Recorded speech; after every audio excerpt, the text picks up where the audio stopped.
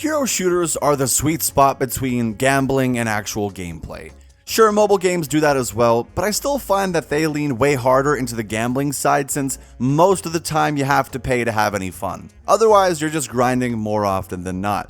That's not to say that hero shooters don't have grindy elements as well, but they're more centered around cosmetics and challenges that don't really affect your progression the same way. Instead, you get other problems: bad balancing, broken matchmaking, lack of updates, the usual. Those kind of problems usually come down to poor development, and when that happens, most people just move on to something else.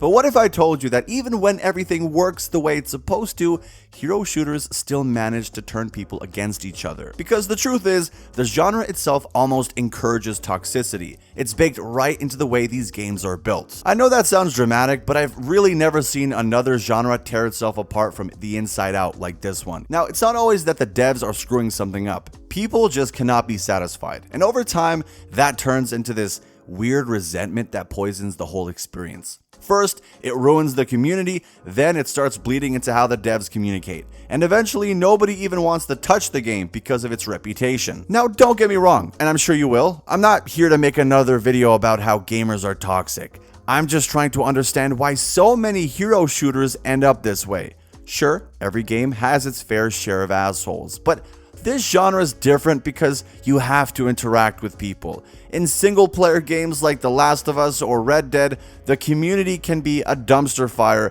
and you'll never even know if you don't interact with it. But in a hero shooter, you're stuck with them. Trust me, before The Last of Us Part 2 came out, I had no idea that the community was so intense. And then that's when I kind of realized that, you know what, maybe I don't want to share a space with people that have the same interests as me. And while we're at it, why don't you guys do some work too? Let me know down in the comments below what your experiences are with fan bases, what it was like before you got into them, and how you feel about them now. Also, if you want to join the Discord, you can use the link in the description. Hopefully, I add a link that doesn't expire after 3 days, so here's to hoping that I can pull that off. And yeah, join if you're interested. So there's a mix of personalities that create this environment of toxicity. Now, this isn't a science, so don't criticize me too much. You will, though. So first up, you have the meta whores. All they do is play whatever's overpowered at the time, and anything else is a throw pick. These change with the wind, but it's usually supports that catch the label since some of them can offer more sustain than others. Not that it's limited to them though, these people don't even care about having fun. They'll run the same character in comp and quick play, and then get annoyed when you're playing someone who isn't meta in a mode that doesn't even matter. Then you've got the one tricks. Sometimes they're useful if their main character actually brings value to the team, but usually they don't. A good DPS one trick can carry a few games, but if the other team counters them, then they're basically useless. That's when a switch would help, but if you ask, they act like you told them to get an abortion. It's not happening. Same goes for tanks or support one tricks. Sometimes you just have to switch, but they're hell-bent on sticking to their comfort pick. So at that point, they're just throwing. And to be clear, I'm not talking about meta picks. I'm saying that there are probably characters in the roster who can fix the problem your team's having. Even meta picks fall apart if the comp's not right. Speaking of throwing, you'll always have people who go AFK the second things don't go their way. Maybe they didn't get the character they wanted, or they're just salty about losing so early, and they check out and waste everyone's time. Same goes for people who leave the match. It doesn't solve anything. It's just peak pussy behavior. Then we've got the Twitter fingers. The ones who, well, you get it, right? I don't have to explain that. So they're the ones who lose it every time something doesn't go their way. I honestly can't decide if that's better or worse than going AFK, because once people start pointing fingers, that it's a wraps. You can win a 5v6, but not when your own team's imploding. Nothing is ever this person's fault. It's always someone else not pocketing them or following them when they dive in alone. Then there's probably the worst one of all, smurfs. They completely invalidate ranking up and getting better simply because they can't hang with players at their own rank. So they just make different accounts and ruin everyone else's experience. The funny part is that these people will start talking shit because they're mopping up a lobby of people who have jobs and responsibilities. One time I was playing Rivals against some guys that said they were top 500 but were in my silver lobbies that season, and I didn't know it at the time, but I was suspicious because when you can't leave spawn and everything you do gets shut down, you start to wonder how you're even in the same rank. But the systems that Rivals has in place allows this shit to happen, so it's not even a surprise anymore, but there's still nothing worse than when you queue into a game and you stand absolutely no chance because it was never even a fair fight. So yeah, those are a few examples, but you get the point. If I missed any, feel free to drop them in the comments. Now you might be thinking, okay, you stupid cunt, you just described every multiplayer game ever, so what's your point? And to that I say, don't talk back to me, lad, I'll wallop you. No, you're right though, but hero shooters are built differently. You see, the concept itself practically breeds rage bait. Playing your role is the game. So when one person slacks off, the whole thing goes to shit. It's not like Call of Duty where a couple of good players can carry. Here, teamwork makes the dream work, you know? So that's why matches turn toxic before they even start. Someone doesn't get their pick, someone else calls it out, and the whole team's pissed off before anyone's even left spawn. That said, it's not always just the community. Sometimes the games themselves are just poorly balanced. And Rivals, for example. I'll admit though, it doesn't use EOMM. It uses RBMM, Rage Bait Matchmaking. You can't tell me that it's not trying to piss you off. You get tossed into lobbies with people who don't communicate. You got fucked up MMR systems and tools that only work if everyone's perfectly coordinated.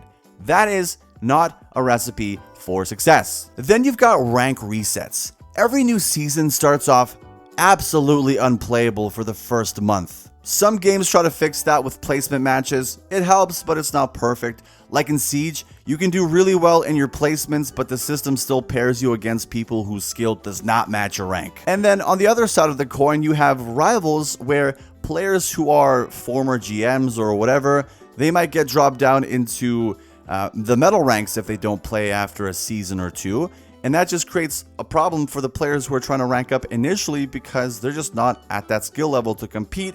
And then you tie in EOMM, which I'm sorry, you can say doesn't exist, but there's something very, very unusual about the matchmaking in Rivals. So yeah, it's chaotic by design. But what is it like to be on the other side of that? Because from a dev's point of view, no matter what you do, whether it's buffs, nerfs, new maps, whatever, someone is always on your ass about it. I read somewhere that Jeff Kaplan, former game director for Overwatch, said that the devs spent so much time dealing with toxicity that they didn't even have time to make new maps or features. Then you add in boycotts and review bombs, and you can kind of see why Blizzard has become the GOAT at making their own fan base hate them. And honestly, at this point, I wouldn't even be surprised if the devs hate the fans too. Not that they're innocent, I mean, fans can definitely be insufferable, but it's usually a buildup of frustration that gets them there. Still, that does not justify death threats. Or does it? No, it doesn't. Just take the whole PvE cancellation for Overwatch 2. This was one of the scummiest moves that Blizzard's ever pulled. But hey, I mean, it could be worse.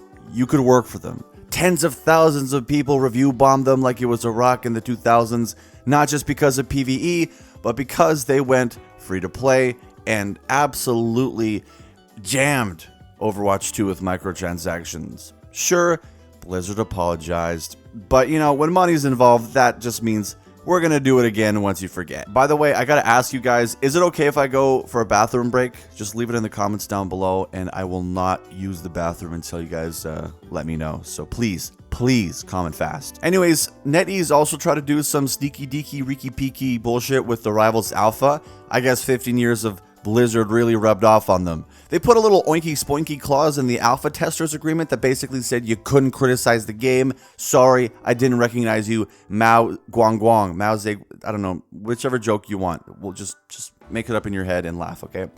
So of course they walked it back when they were called out, and then they said, hey, all criticism helps us. We are sorry, it was just a misunderstanding.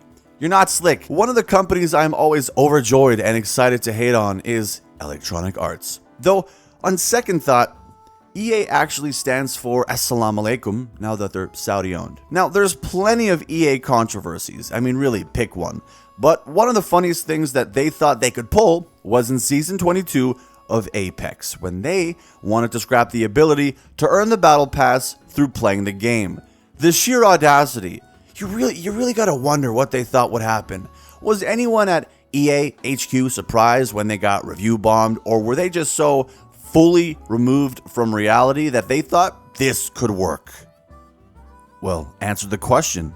Yeah, you right there. Answer the goddamn question. Why are you stuttering, you little fucking rascal? Sorry, I'll stop harassing you guys. Now, what most people don't realize, though, is that when devs are under constant pressure, they start releasing half-assed patches just to calm people down, which only causes more problems later. It's not an excuse, but that's kind of the curse of live service games. People always expect new characters, skins, updates, and that pressure never really goes away. You cannot rush perfection. That's why I took 9 months, but in this genre, you're expected to anyway. Just look at Fortnite. They were pumping out updates so fast that devs were working like 70 to 100 hour work weeks, which honestly, these devs are absolutely spoiled. I remember my first part-time job. It wasn't that bad. But fine, it got so bad that if one gun broke, the whole schedule fell apart while they were already working on the next patch. And, that became the standard. If you can't keep up, people will say you've abandoned the game. If you fix things later, good luck recovering. There's always another hero shooter waiting to steal your bitch. Now, some studios tried to break that cycle. Respawn slowed things down in Apex. They try to focus more on seasonal updates and proper testing before release. But that was a mistake. You should be able to go back in time and test your systems and then release them. But that, people didn't like that because they were like, oh my god, there's content droughts. So yeah, you're damned if you do, damned if you don't. I think I just triggered every beaver in a 5-mile radius.